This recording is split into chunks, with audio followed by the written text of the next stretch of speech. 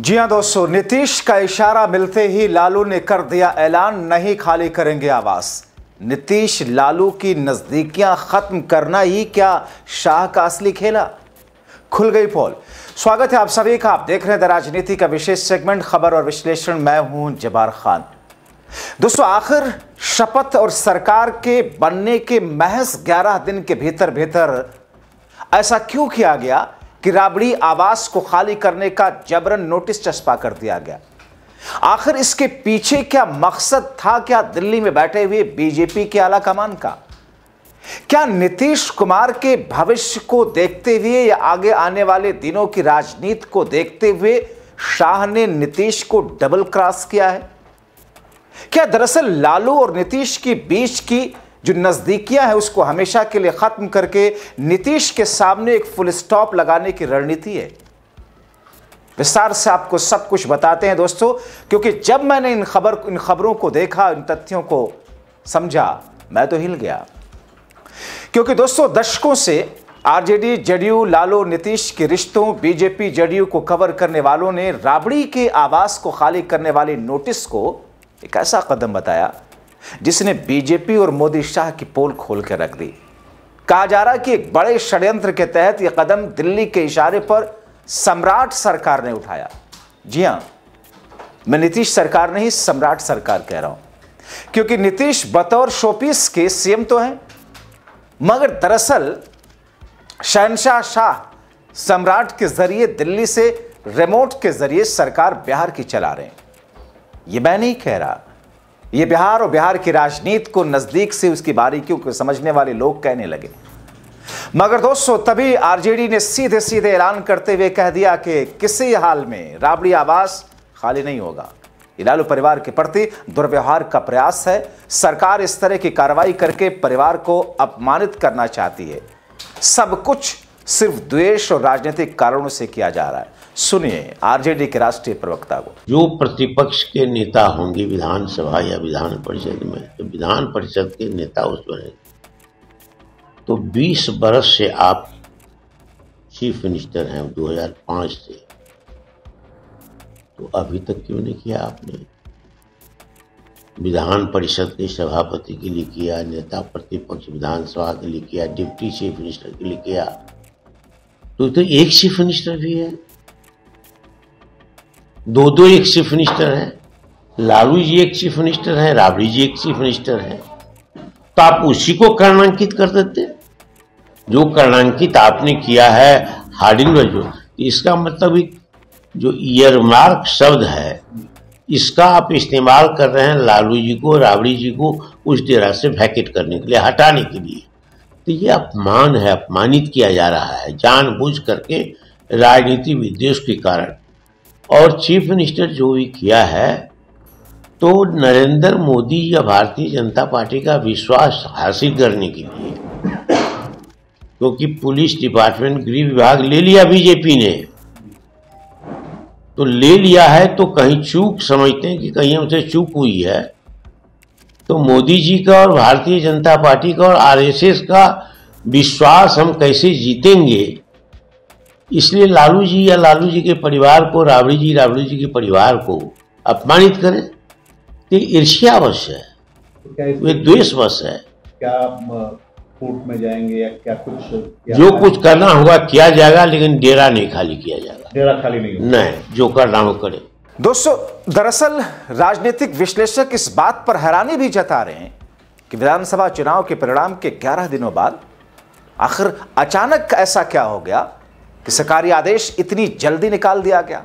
यह दरअसल लालू नीतीश को हमेशा के लिए एक दूसरे से दूर कर देने की कवायद है, ताकि आगे जब बीजेपी नीतीश को उस शोपीस की जगह से हटा करके नीचे ताक पर या कहीं बोरे पर, टाट पर बिठा दे, तो फिर नीतीश के पास में कोई ऑप्शन हो ही ना कुछ और कर पाने का, और किसी हालत में वो लालू के साथ सरकार बनाने की पोजीशन में हो ही ना।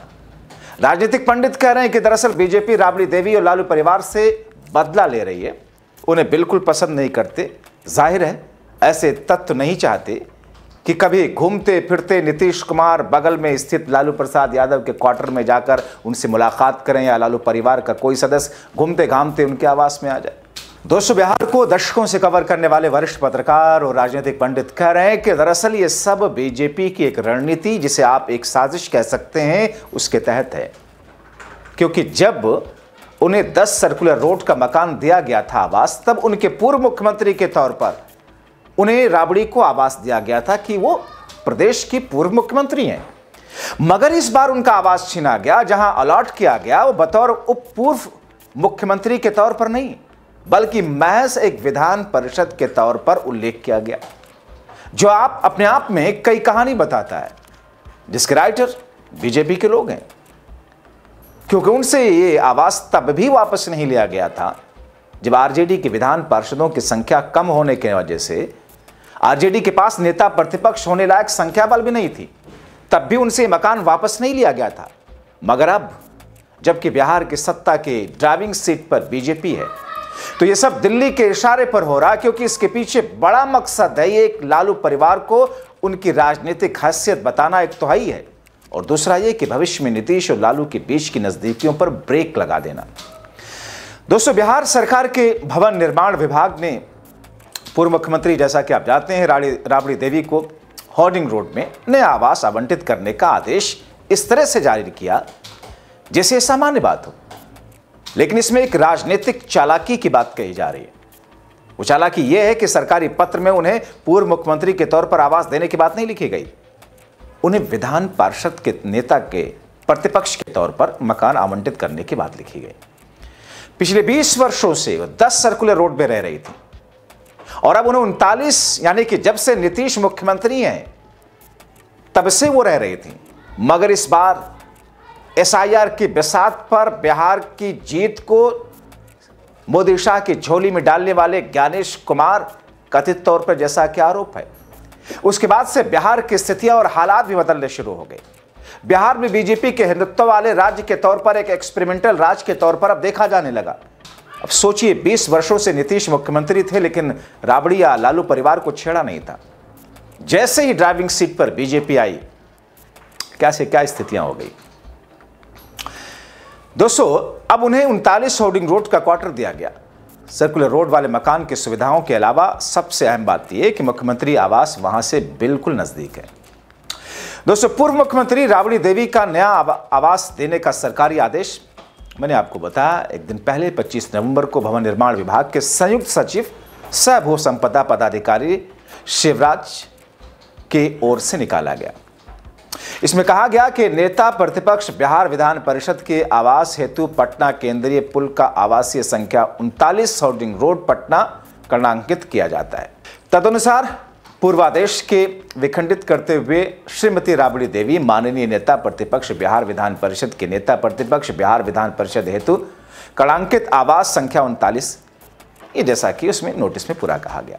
दोस्तों, एक पूर्व आईएएस अधिकारी का कहना है, इस बात की भी चर्चा अब तो होगी, क्या राबड़ी देवी को बतौर पूर्व मुख्यमंत्री इस आवास से हटाना सही कदम है? क्या ऐसा होना चाहिए? महज राजनीतिक द्वेष है या एक निष्ठा वाला कदम है? दरअसल पुराने मकान से निकालना और नया मकान देने का मतलब यह है कि निकाला जा सकता है कि मुख्यमंत्री नीतीश कुमार पहले विपक्षी नेताओं के लिए जो लिहाज रखते थे, उसे अब बीजेपी खत्म कर रही है। मतलब जेडीयू खासकर नीतीश और आरजेडी के बीच की दूरी को खाई में तब्दील कर रही है। आरजेडी का तो साफ तौर पर मानना है यह आदेश बीजेपी के इशारे पर जारी हुआ। आरजेडी प्रवक्ता शक्ति सिंह यादव ने सीधे सीधे इसे बीजेपी का आदेश और शाह का आदेश बताया और दखलंदाजी बताई।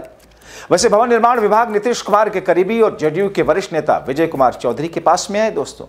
यानी कि कहीं ना कहीं एक ऐसा हस्तक्षेप दिल्ली से करकरा करके कुछ ऐसी स्थितियां उत्पन्न कराना जिसमें बिहार की राजनीति आने वाले दिनों में एक नई दिशा और दशा की तरफ एक नए संकेत और नए लकीर को खींचते हुए नजर आए।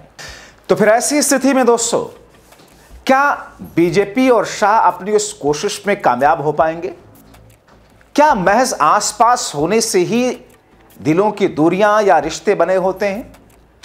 क्या दूर हो जाने से रिश्ते खत्म हो जाते हैं?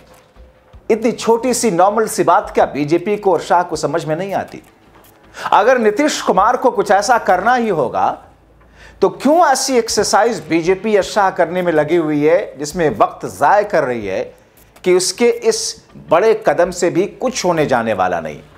मगर एक बात तो है, टाइगर अभी जिंदा का पोस्टर लगवाने वाले नीतीश कुमार ने यह दर्शा दिया कि भले ही राजनीतिक तौर पर, सत्ता में की राजनीति की बात कर रहा हूं मैं अभी की, भले ही उस तौर पर बीजेपी या मोदी शाह को लग रहा हो कि उन्होंने जेडीयू को कमजोर कर दिया है, लेकिन इस एक बूढ़े शेर ने मोदी और शाह समेत पूरे बीजेपी कुनबे को अकेले खूंटा गाड़ कर हिला रखा है।